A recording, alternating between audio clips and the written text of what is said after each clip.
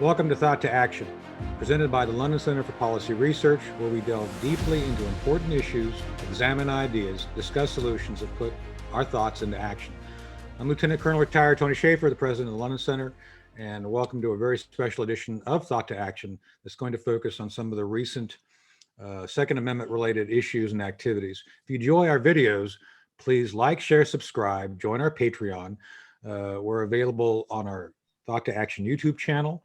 We're on Facebook, Twitter, LinkedIn, and now on Rumble. So please be sure and check us out. And without further ado, I'd like to introduce distinguished fellow Navy Captain retired Pete O'Brien for today's discussions. Hey, good morning, Pete. How are you? Good morning, Tony. Good morning, everyone who's joining us. Good to be here. Great.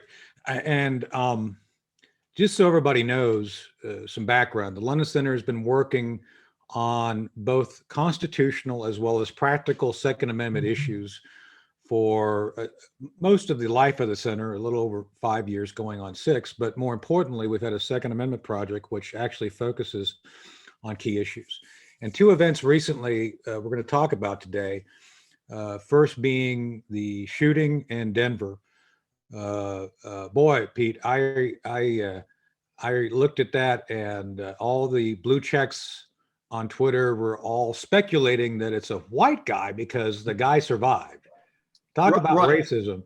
So that's one topic I want to talk about with you. And the second one is this new Ninth Circuit from another alternate universe saying that the Second Amendment gives you no right to presume to carry a weapon, either concealed or open, which is like, kind of like bizarro universe. So let's start with the first. What do you make of this whole instant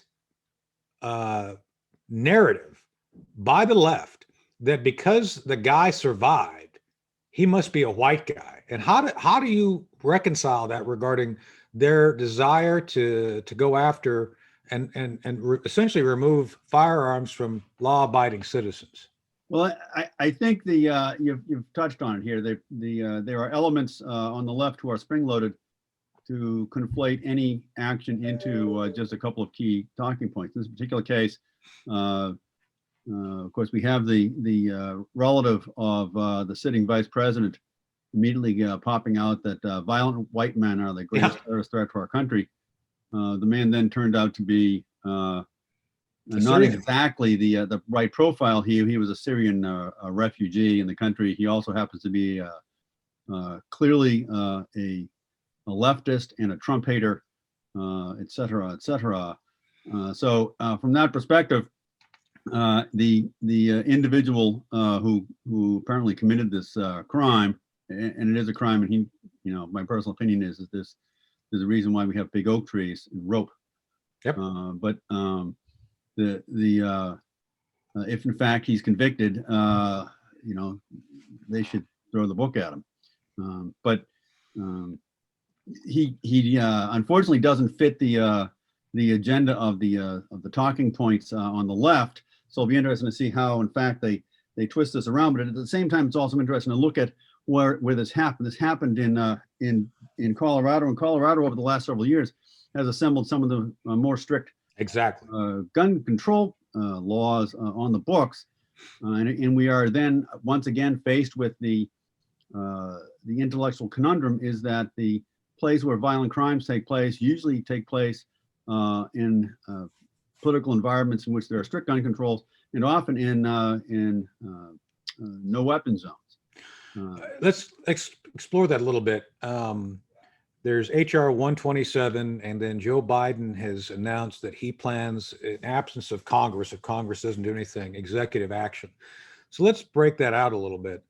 As you mentioned, Pete, Colorado has a magazine capacity limit of 15 rounds. It requires a background check for all purchases, universal background checks, that has the red flag laws, which a lot of people are critical of, and the place this happened even had an AR restriction, which some would say was thrown out. So, I'm not going to get into the nitty gritty of what would have happened or not happened. But the bottom line is all the things which should have worked to prevent this guy from having a firearm had no effect. Right. Nobody turned him in. Nobody said a thing.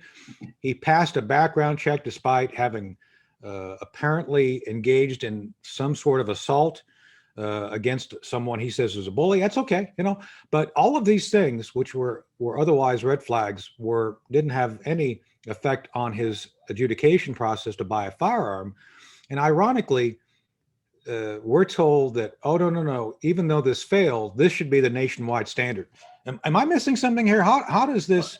And again, Tony, you also forgot that apparently he appeared on some FBI related monitoring list. Right. Monitoring list. We aren't told exactly what the nature of that monitoring list was, though. Syrian refugee, maybe a relative or a name that is associated with his. One can speculate. So you have a series of possibilities here where you can simply say, well, if the FBI was doing his job, and if if red flag laws really work the way they're supposed to, somebody would have picked this thing up, which raises an interesting question, because the knee-jerk response by some people will be, well, then we need to tighten up the red flag laws. But what we've demonstrated is that the red flag law by its nature doesn't work the way it's supposed to, and that what you're likely to do is to get a host of bad consequences. Meanwhile, the issue of people being allowed to defend themselves is being whittled away from the other side. Right. So you wind up with this bizarre ruling in the Ninth Circuit Court, which says you're allowed to protect yourself at home and at your business, but apparently you're not allowed to protect yourself when you're not any place other than your home or your business. I'm not sure how their thinking arrived at that. And as I was sitting here thinking about this thing the last couple of days after the event in Georgia, I kept going back to some interesting numbers that are very difficult to find, but which have been around for years, and that is the comparison between murder rates in the United States and violent crime rates on one hand, and then murder rates and violent crime rates, for example, in Europe. Mm-hmm. The murder rates in Europe are routinely lower than the United States. The violent crime rates are routinely higher, and in some cases much higher. And in particular, as I would submit, is the question of rape. The rape rates in a number of countries around the world that we would say are supposed to be wonderful places to live are sometimes substantially higher than they are in the United States. Yeah. And so my question simply becomes this is, should women have a right to protect themselves from rape? Now, never mind murder, they should have a right to protect themselves from rape. And the great equalizer there's a reason why, the Colonel Cole was called the fellow who made all men equal. The great equalizer there is a handgun. Right. And I think we miss a huge piece of this thing when we say, well, we need to stop murders. We need to stop violent crimes. Right. And the way to stop violent crimes is to arm the innocent people. Well, there's two other pieces I want to break down eventually, but we don't have time for today. First off, I found it interesting that the left went bonkers over these 10 white people being killed in Denver. But boy, there's that number of blacks killed pretty much every week in Chicago, and not a word is spoken. Right. So my question for another day is that racist? It's like everybody gets really upset about 10 white people, but yeah, Chicago, 10 blacks, no big deal. It's mind-boggling that's so sad. That level of violence is just like, yeah, no big deal. Oh, what? Oh. But over here, yeah, not so much. I'm just pointing out for the audience to understand, what is up with that? Either Black Lives Matter or they don't, to coin a term. But let's keep that for another day, because I do want to explore this completely racist core of wokeness, because that's clearly, it's like nobody seems to care about Chicago, but man, you do something in Denver and it's all, warning, Will Robinson. It's really bizarre.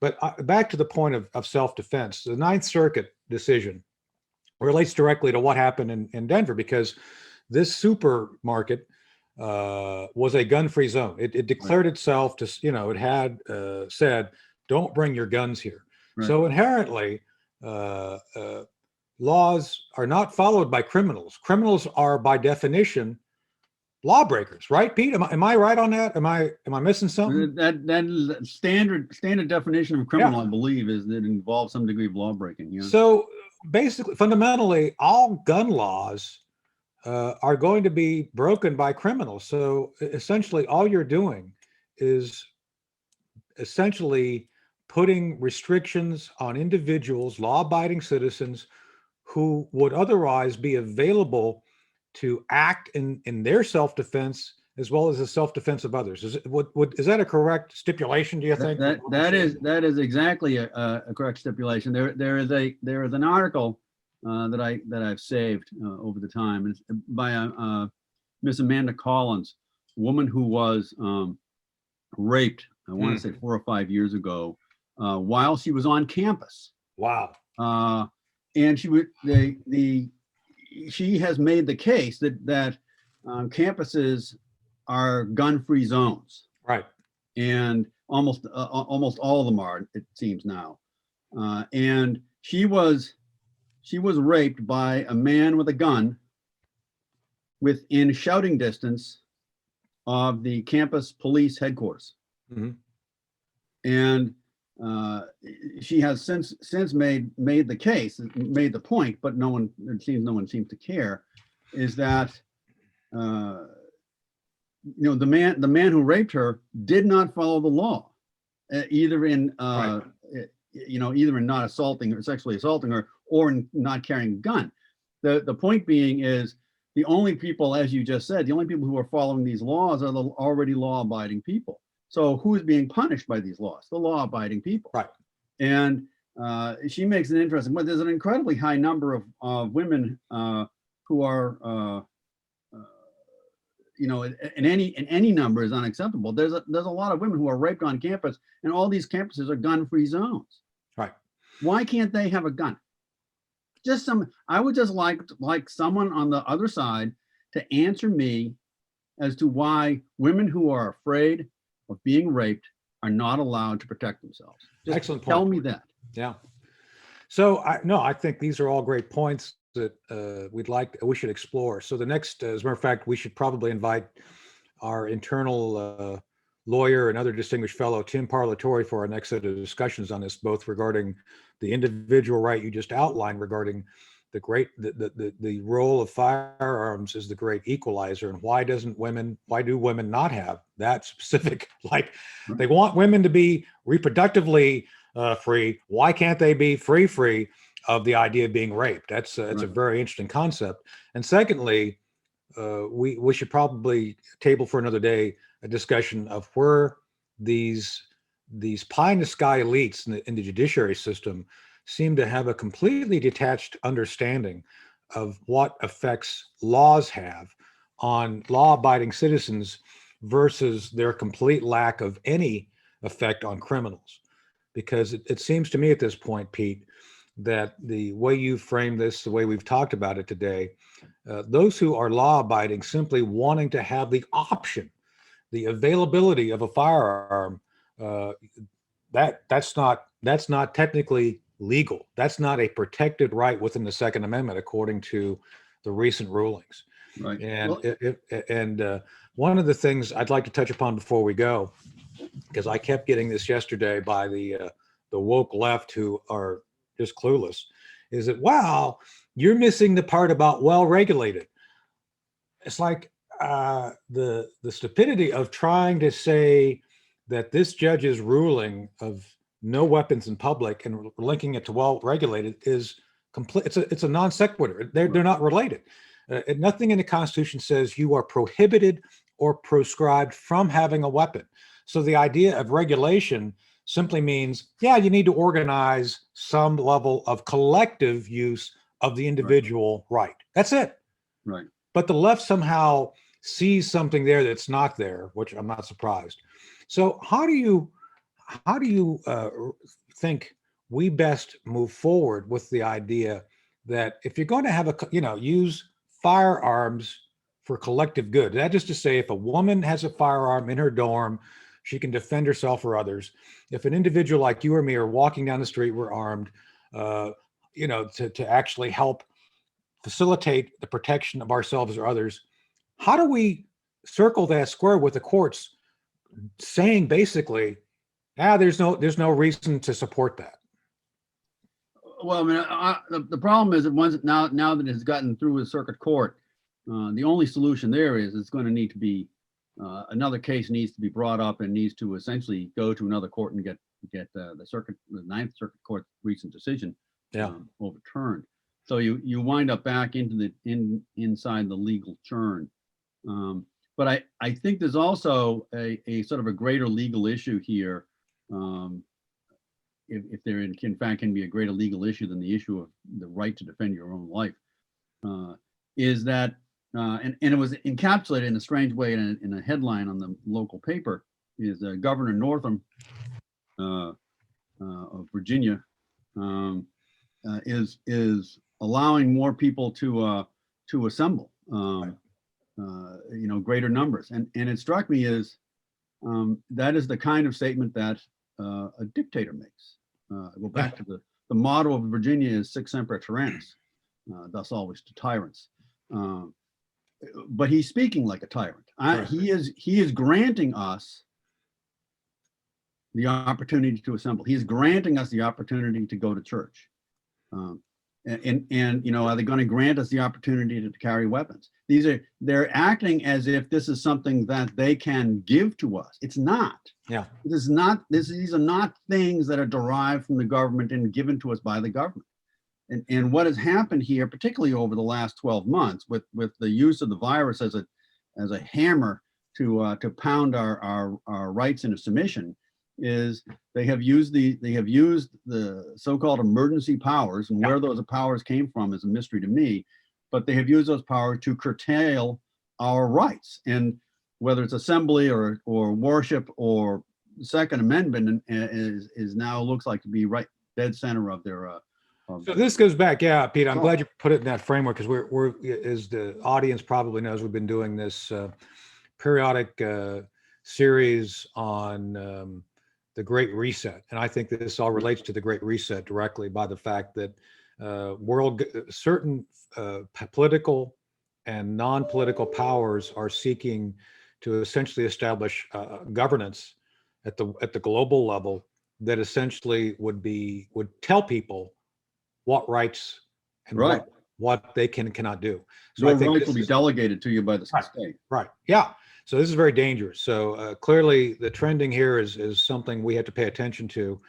And for those watching, we'd like you to join us. This is a key issue that will affect every man, woman, and child in the United States, and frankly, the world, and not a good way if we leave it unset. So Pete, God bless you. Thank you for joining me today. It's been a great discussion. Yes, sir. We'll do this again soon, continue the thoughts, and thank you all for watching and listening to Thought to Action. If you like our program and would like to expand our content, please join our Patreon community at patreon.com Thought to Action, where you can preview Thought to Action before everyone else. And we also have exclusive content to include our Ask Us Anything question and answer sessions, which are quite fun. Other interesting videos and perks are also included on our Patreon.